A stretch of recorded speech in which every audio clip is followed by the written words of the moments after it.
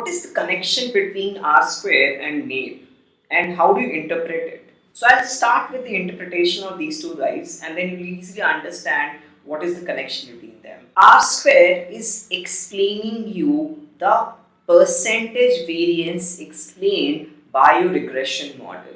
Now when I say percentage variance in what? Percentage variance in your dependent variable y.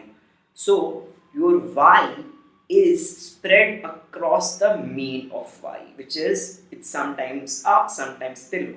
So how spread that data is, that is the variance of your dependent variable, and how much of that variance can be explained just by my dependent variables built from the regression model.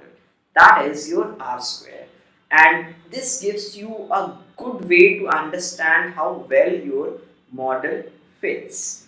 Now a different way of measuring the fit is MAPE. Now how does MAPE work is mean absolute percentage error. So here we have three things to understand: mean, absolute and percentage. Error is the obvious part here, that the error here is between actual and predicted.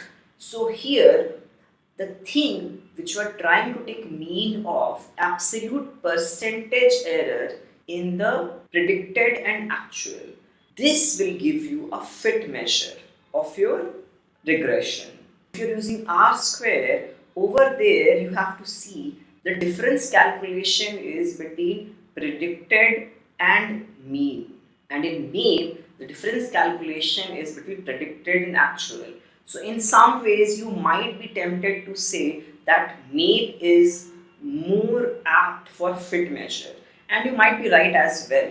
But the thing is, both are good way to understand fit of the model. And what's the connection? In both of them, we have some kind of a connection with the predicted values. In one, we compare the predicted with mean, and in other we compare the predicted with actual values.